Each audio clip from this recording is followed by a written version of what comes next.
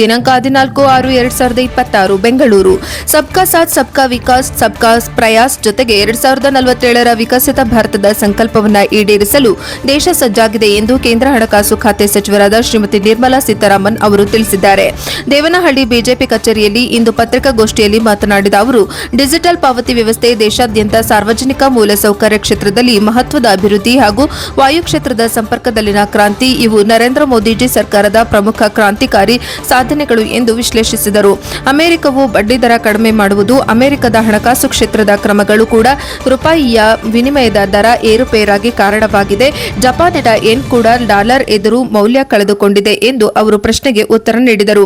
ನಾವು ಕಚ್ಚಾ ತೈಲ ಗ್ಯಾನ್ ಅನ್ನು ಹೊರಗಿನಿಂದ ತರಿಸಿಕೊಳ್ಳಬೇಕಿದೆ. ಈ ವಿಚಾರದಲ್ಲಿ ನಾವು ಸ್ವಾವಲಂಬಿಗಳಲ್ಲ. ಇದಕ್ಕೆ ಪಾವತಿಯನ್ನ ಡಾಲರ್ನಲ್ಲೇ ಮಾಡಬೇಕಿದೆ. ಎರಡನೆಯದಾಗಿ, ಗರಿಷ್ಠ ಪ್ರಮಾಣದ ರಸಗೊಬ್ಬರವನ್ನು ಆಮದು ಮಾಡಿಕೊಳ್ಳುತ್ತೇವೆ. ರಸಗೊಬ್ಬರದ ಆಮದು ವೆಚ್ಚ ಹೆಚ್ಚಾಗುತ್ತಿದೆ. ಕೋವಿಡ್ ಅವಧಿಯಲ್ಲಿ ನಾವು ರಸಗೊಬ್ಬರದ ಬ್ಯಾಗ್ಗೆ ಸುಮಾರು 300 ರು ದರ ನಿಗದಿಪಡಿಸಿದ್ದೇವೆ. ಇದೇ ಬ್ಯಾಗ್ ಆಮದು ದರ 3000ಕ್ಕೆ ಏರಿದೆ. ಇದರಿಂದ 2700 ರು ಸಬ್ಸಿಡಿಯನ್ನು ಕೇಂದ್ರವು ನೀಡಬೇಕಿದೆ ಎಂದು ವಿವರಿಸಿದರು. ಇದಲ್ಲದೆ ಚಿನ್ನದ ಆಮದು ಮಾಡಿಕೊಂಡು ಡಾಲರ್ನಲ್ಲಿ ಪಾವತಿ ನಡೆಯುತ್ತಿದೆ. ಚಿನ್ನದ ಪ್ರತಿ ಔನ್ಸ್ ದರ ರಾಕೆಟ್ನಂತೆ ತೀವ್ರವಾಗಿ ಏರುತ್ತಿದೆ. ಇದೇ ಕಾರಣಕ್ಕೆ ಪ್ರಧಾನಿಯವರು ಕಾರ್ ಪೂಲಿಂಗ್ನಂತಹ ಕ್ರಮಕ್ಕೆ ಮುಂದಾಗಲು ಮನವಿ ಮಾಡಿದ್ದಾಗಿ ವಿವರಣೆ ನೀಡಿದರು.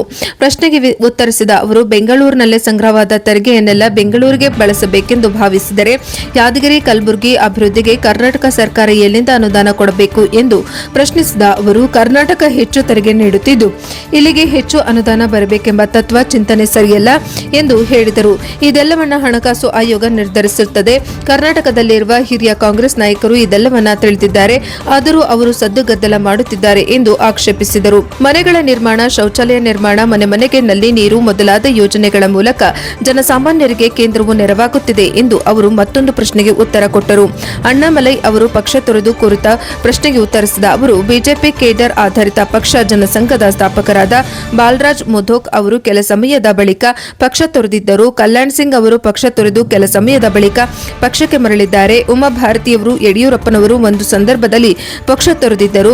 ಆದರೆ ಪಕ್ಷ ಮುಂದುವರಿಯಿತು. ಯಡಿಯೂರಪ್ಪನವರು ಪಕ್ಷಕ್ಕೆ ಮರಳಿದಾಗ ನಾವು ಸಂತಸಪಟ್ಟೆವು ಎಂದು ವಿಶ್ಲೇಷಿಸಿದರು. ಮೋದಿಜಿ ಅವರ ನೇತೃತ್ವದ 12 ವರ್ಷಗಳ ಕಾರ್ಯನಿರ್ವಹಣೆ ದಾಖಲೆಗಳ ಅವಧಿ ಎಂದು ತಿಳಿಸಿದರು. ಪ್ರಧಾನಿಯಾಗಿ 4399 ದಿನಗಳ ಆಡಳಿತದ ಗರಿಷ್ಠ ದಾಖಲೆಯನ್ನು ಮೋದಿಯವರು ಮಾಡಿದ್ದಾರೆ ಎಂದು ತಿಳಿಸಿದರು. ಈ ಮೂಲಕ ನೆಹರು ಅವರ ಚುನಾಯಿತ ಪ್ರಧಾನಿಯಾಗಿ ಅವಧಿಯ ದಾಖಲೆಯನ್ನು ಮುರಿದಿದ್ದಾರೆ ಎಂದರು. ಕರ್ನಾಟಕದಲ್ಲಿ 96% ವಿದ್ಯುದ್ದೀಕೃತ ರೈಲ್ವೆ ವ್ಯವಸ್ಥೆ ಈಗ ಸಾಧ್ಯವಾಗಿದೆ. ಹೊಸ ವಂದೇ ಭಾರತ್ ಎಕ್ಸ್‌ಪ್ರೆಸ್ಗಳನ್ನು ಆರಂಭಿಸಲಾಗಿದೆ. ಏಮ್ಸ್, ಐಐಟಿಗಳನ್ನು ದೇಶಾದ್ಯಂತ ಆರಂಭಿಸಿದ್ದೇವೆ ಎಂದು ಅವರು ಮೋದಿಯವರ ಸರ್ಕಾರದ ಕ್ರಾಂತಿಕಾರಿ ಸಾಧನೆಗಳ ವಿವರಣೆ ನೀಡಿದರು. ಆದಾಯ ತೆರಿಗೆ ಮಿತಿ 2014ರಲ್ಲಿ 2.5 ಲಕ್ಷ ಆಗಿತ್ತು. ಅದನ್ನು ಈಗ 12.75 ಲಕ್ಷಕ್ಕೆ ಏರಿಸಿದ್ದೇವೆ. ಇದು ಮಧ್ಯಮ ವರ್ಗದವರಿಗೆ ಕೊಟ್ಟ ಕೊಡುಗೆ ಎಂದು ತಿಳಿಸಿದರು. ಜಿಎಸ್ಟಿಯಿಂದಾಗಿ ತೆರಿಗೆ ವ್ಯವಸ್ಥೆಯ ಸುಧಾರಣೆ ಎಂದು ಅವರು ಹೇಳಿದರು. ಬಿಜೆಪಿ ರಾಜ್ಯಾಧ್ಯಕ್ಷ ಮತ್ತು ಶಾಸಕ ಬಿವೈ ವಿಜಯೇಂದ್ರ, ಸಂಸದ ಡಾ ಕೆ ಸುಧಾಕರ್, ರಾಜ್ಯ ಕಾರ್ಯದರ್ಶಿ ತಮೇಶ್ ಗೌಡ, ಮಾಜಿ ಶಾಸಕ ಚಂದ್ರಣ್ಣ, ಮಂಡಳದ ಅಂಬರೀಶ್ ಗೌಡ, ವಿಭಾಗ ಪ್ರಭಾರಿ ಬ್ಯಾಟರಂಗೇಗೌಡ, ವಿಧಾನ ಪರಿಷತ್ ಸದಸ್ಯ ಎಸ್ಕೆ ಶಿವಪ್ರಸಾದ್, ಬೆಂಗಳೂರು ಗ್ರಾಮಾಂತರ ಜಿಲ್ಲಾಧ್ಯಕ್ಷ ರಾಮಕೃಷ್ಣಪ್ಪ ಪ್ರಮುಖರು ಇದ್ದರು. ವರದಿ ವೇದಮೂರ್ತಿ, ಪ್ರಜಾಪ್ರಭ ಟಿವಿ, ಬೆಂಗಳೂರು.